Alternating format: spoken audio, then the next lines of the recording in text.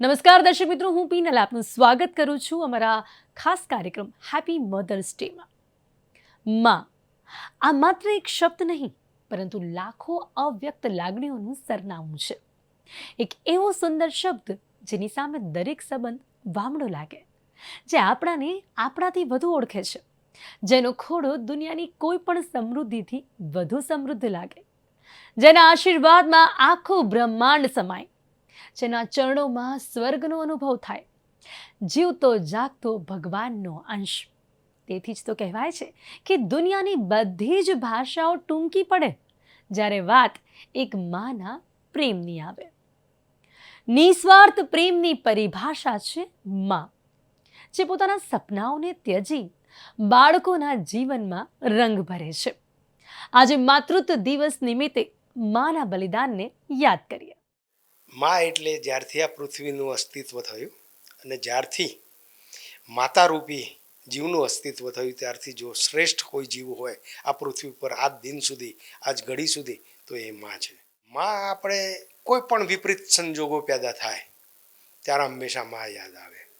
આપણે હંમેશા કોઈ તકલીફમાં આવીએ, ઘેર જઈએ અને ક્યાંય કોઈ વસ્તુ સૂઝતી ના હોય, દિવસે પણ અંધારા દેખાતા હોય, ત્યારે માં યાદ આવે. અને એ માં હંમેશા આપણા તમામ જે બી પ્રોબ્લેમ હોય એ સોલ્વ કરી દે એના નામમાં. હું કાયમ જ્યારે સવારમાં ઉઠું છું ને, તો જ્યારે હું ભગવાનનો કોઈ ફોટો જોઉં છું તો હું મારી માતાને યાદ કરું છું. કારણ કે અંતે તો માં એ જ ભગવાન છે.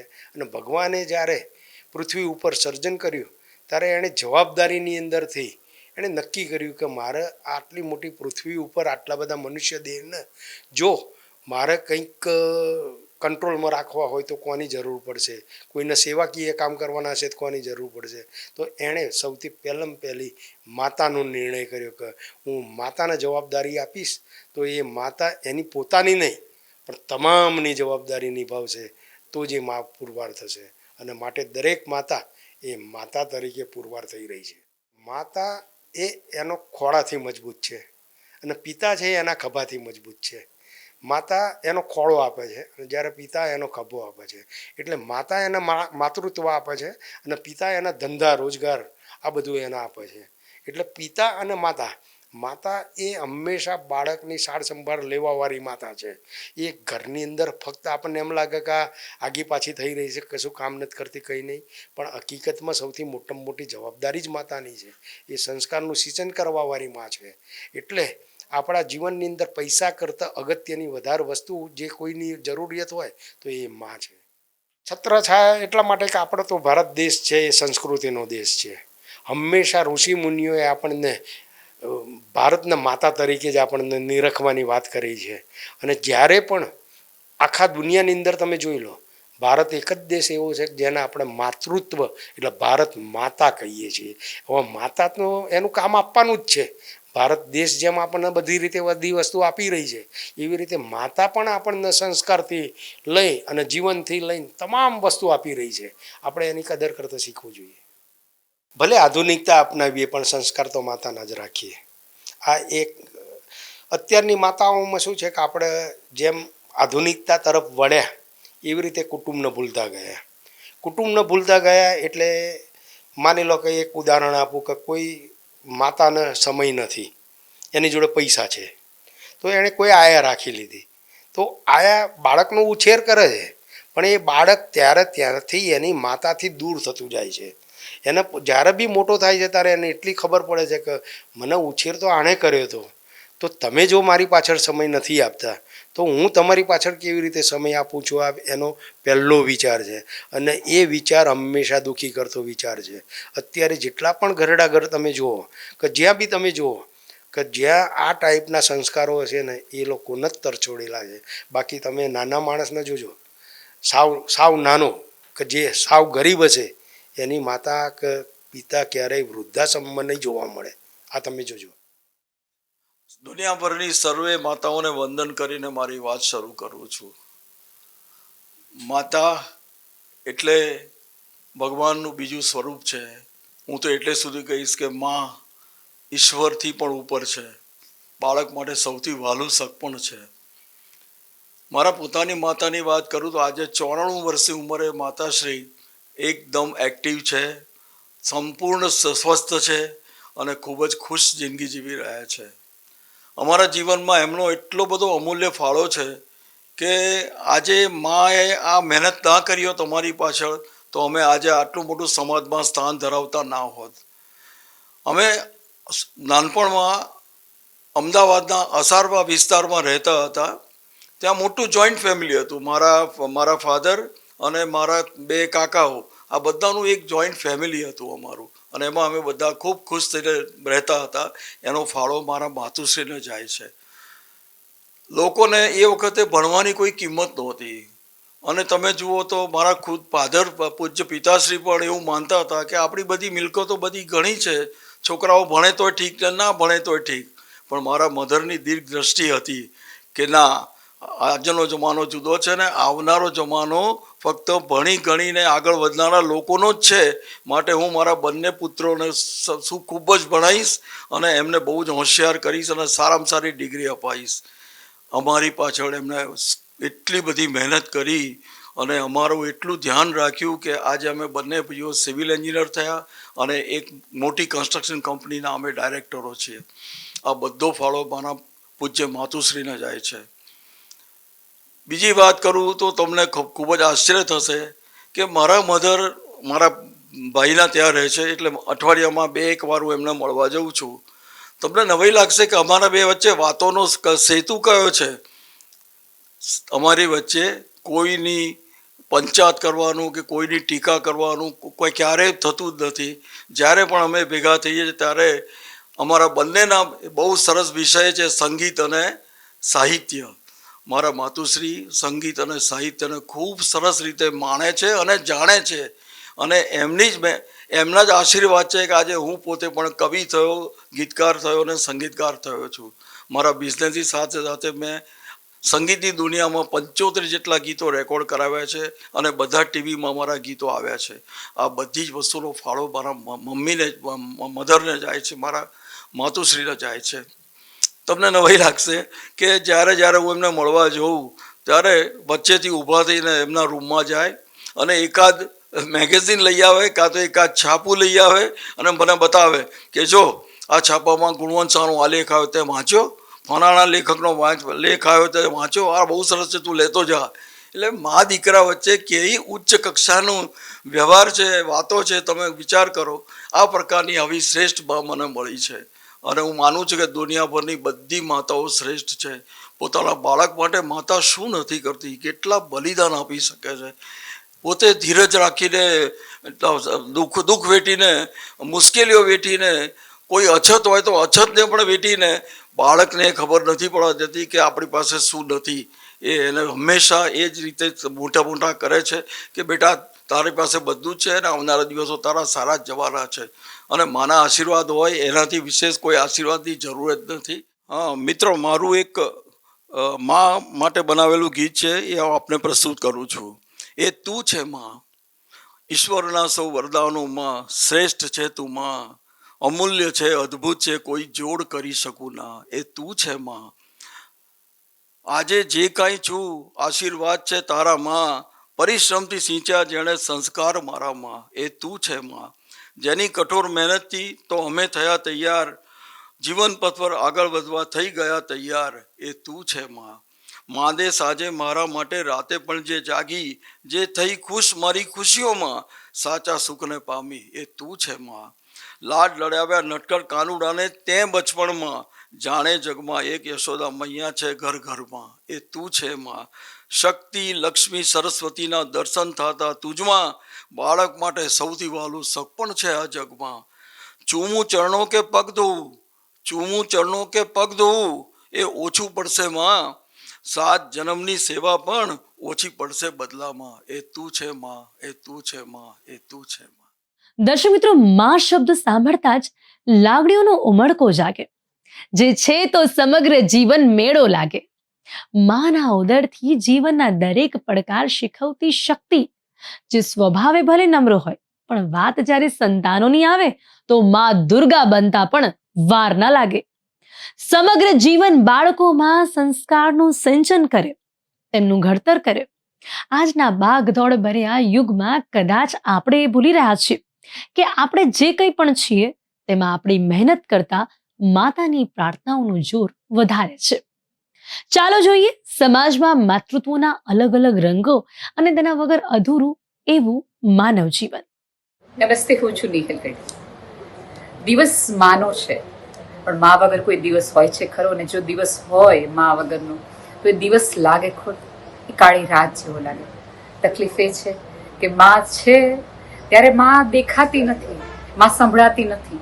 પણ માનું છે ને ઓલા આપણી જમણવારની અંદર મીઠું હોય તો ખબર વાંધો નથી આવતો, પણ મીઠું ન હોય તો સ્વાદ વગરનું જે જીવન લાગે છે, કે સ્વાદ વગરનું જે જમણવાર લાગે છે, પૃથ્વી પરનું જમણવાર પરનું આપણા ટેબલ ઉપરનું મીઠું એટલે ઘરમાં રહેતી માં, કે જે દેખાતી કોઈને નથી, પણ એના વગર જીવનનો એક પણ સ્વાદ નથી.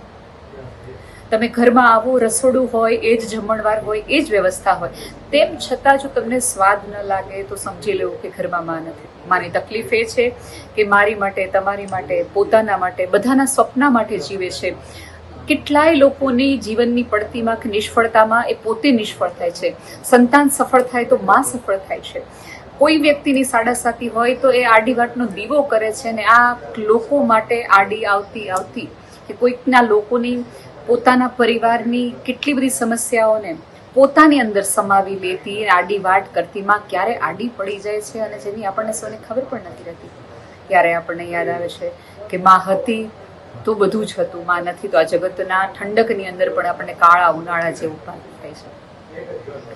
માને સપનાઓ નથી હોતા, માને સંતાનો હોય છે. એટલા માટે તો માં ક્યારેક આપણને એવું લાગે કે મારા મમ્મીને આ ખબર નથી પડતી, મારા મમ્મીને આ નથી આવડતું, મને આ નથી આવડતું, મમ્મી આ સમજતી નથી. આવું બધું જ કીધા પછી આપણને એક ઉંમર પછી સમજાય છે કે જે સમજતી હતી આ પૃથ્વી પરની એક વ્યક્તિ એ માં હતી. જેને બની શકે કે આપણી માને જગતની કાંઈ ખબર ન હોય, પણ એને આપણી પૂરેપૂરી ખબર હોય કે આપણને કયું શાક ભાવશે, આપણને ટેબલ ઉપર શું જોશે, કઈ ઠંડી લાગશે અને કઈ મીઠાઈ છે એ આપણને ભાવશે, તેથી લઈ કઈ વસ્તુમાં આપણને ગુસ્સો આવી જશે અને કઈ વાતથી આપણે ચીડાઈ જશું, આટલી ખબર, આપણી દુનિયાની ખબર એને હતી. બની શકે કે આપણા સિવાયની દુનિયાની માને ખબર ન હોય. એટલે તો માં છે એ વિશ્વ છે.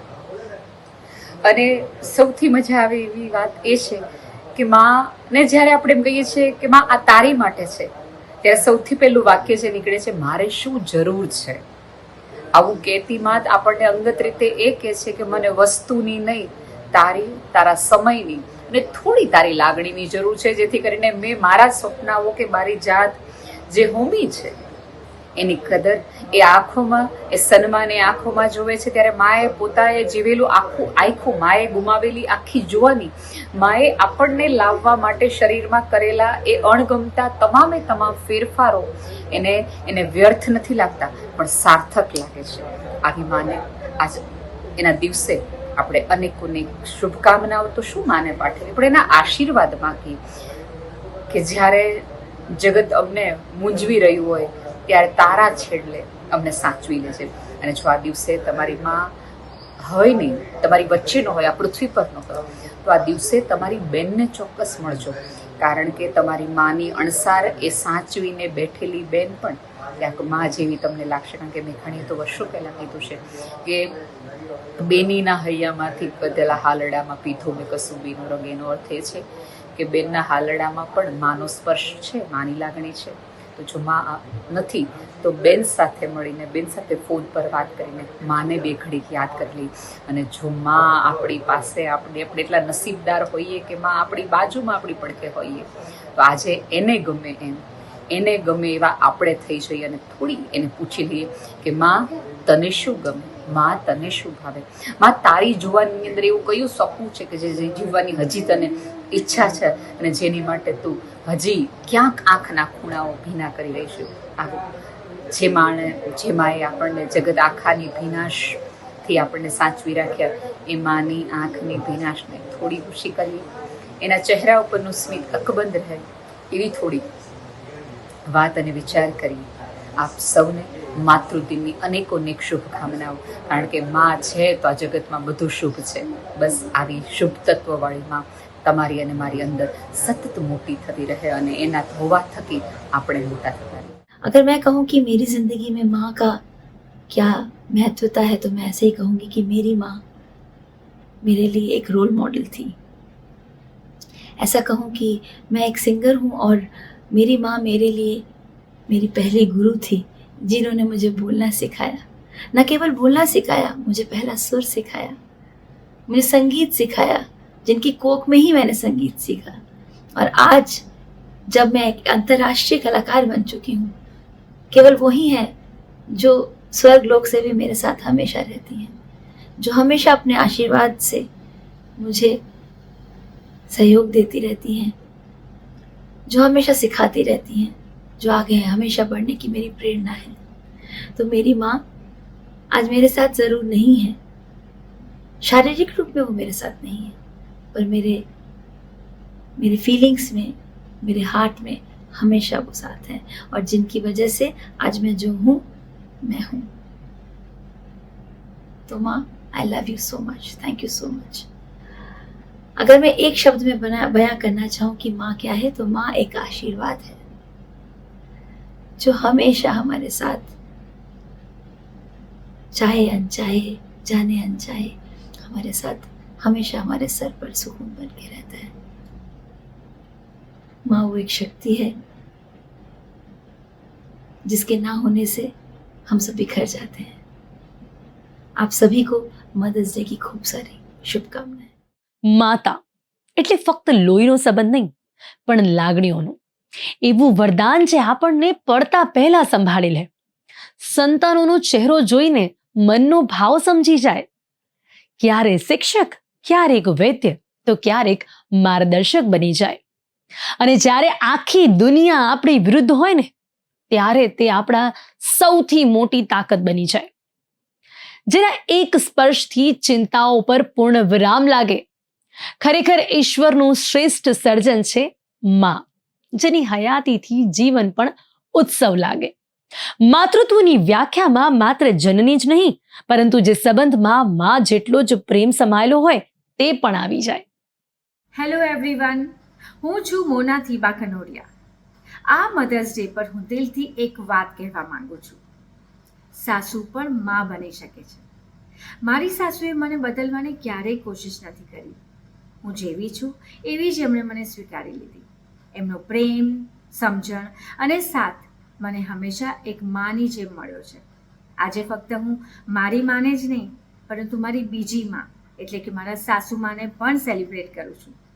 બધા સુંદર સંબંધોને જીવંત રાખતી તમામ સ્ત્રીઓને મધર્સ ડેની હાર્દિક શુભકામનાઓ. Happy mother's day. અને માં છે એટલે મમતાની મૂરત છે.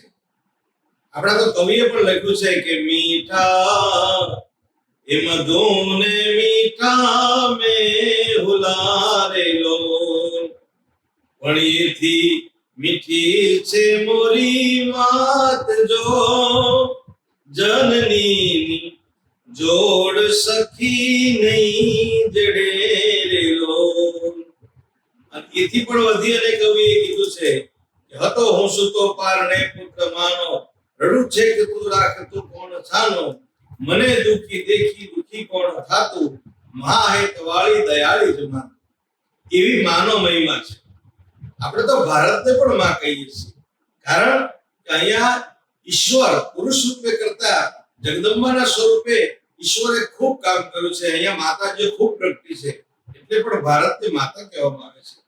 એટલે કીધું છે ને કે આ દુનિયા દોરંગી છે, ભારતનો રાષ્ટ્રધ્વજ ત્રિરંગી છે, ભારતની સેના ચતુરંગી છે, પાટણનું પટોળું પચરંગી છે, આ ઋતુ બધી છરંગી છે, મેઘધનુષ્ય સપ્તરંગી છે, પ્રાતઃ અષ્ટપ્રકારી કહેવાય એ અષ્ટરંગી છે, માતાજીની ચુંદડી નવરંગી છે, દુશ્મન છે એ 10 રંગી છે, પણ આપણા મા બાપ તો એક રંગી છે. એક રંગાને ઉજળા જેને ભીતર નહીં દૂજી ભાત, એવી વાલી દલની વાત કે જે તો કાગડા. કવિ કાગ બાપુએ પણ માનો ખૂબ ખૂબ ગુણ ગાયા છે કે મોઢે બોલું માં તો મને સાચે નાનપણ સાંભળે, પછી મોટપની મજા મને કડવી લાગે કાગડા. દર્શક મિત્રો, આપણા અસ્તિત્વનો આધાર છે માં. જેમ શિલ્પી પથ્થરમાંથી મૂર્તિ કંડારે છે, તેમ માં આપણા વ્યક્તિત્વનું ઘડતર પણ કરે છે. તે માત્ર જીવન આપનારી જનની નથી, પણ આપણને જીવતા શીખવનારી સંસ્કારની મૂર્તિ છે. જ્યારે દુનિયા આપણી ક્ષમતા પર શંકા કરે છે, ત્યારે માનો એક ભરોસો આપણને અશક્યને શક્ય કરવાની શક્તિ આપે છે. આ સાથે ક્ષમાનું એક એવું સરનામું જે આપણી હજારો ભૂલોને ભૂલીને ફરી એ જ વાલ સાથે આવકારે છે, તે છે માં. પછી તે ગમે તે જનરેશન હોય કે ગમે તે પેઢી હોય, પણ માં તે માં, બીજા બધા વગડાના વા. આ કહેવત હંમેશા સાર્થક કરે છે. શા માટે માતૃ દિવસની ઉજવણી? આ પ્રશ્ન કોઈના મનમાં ભાગ્યે જ થવાનો છે. કારણ કે યત્ર નાર્યસ્તુ પૂજ્યંતે રમંતે તત્ર દેવતાઃ, એવું ભારતમાં તો આદિકાળથી કહેવાનું છે.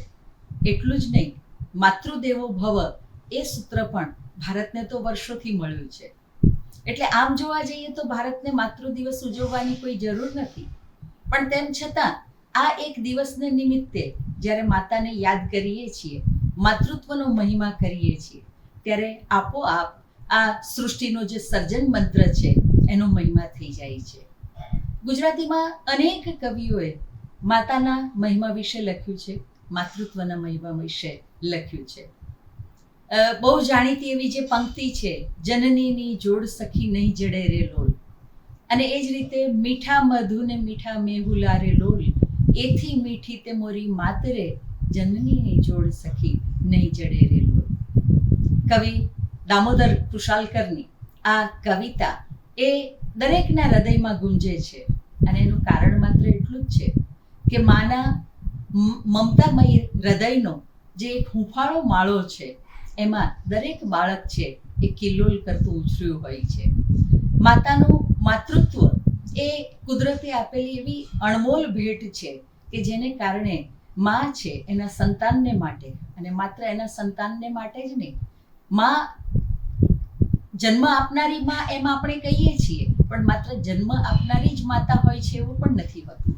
કારણ કે તરત જ આપણી સામે દાખલો યાદ આવી જશે યશોદા મૈયાનો. કૃષ્ણને જન્મ તો દેવકીએ આપ્યો હતો, પણ એમનું લાલન પાલન છે એ યશોદા મૈયાએ કર્યું હતું. અને આપણે જાણીએ છીએ કે યશોદા મૈયાએ જે લાડકોડથી કનૈયાને ઉછેર્યો હતો, એ વિશ્વભરને માટે એક ઉત્તમ ઉદાહરણ છે માતૃત્વના મહિમાનું. આ વાત્સલ્ય ભાવ એ કુદરતે આપેલી એક અણમોલ ભેટ એ માત્ર વયસ્ક સ્ત્રીમાં જ હોય છે એવું નહીં, નાની એવી બાળકીમાં પણ હોય છે.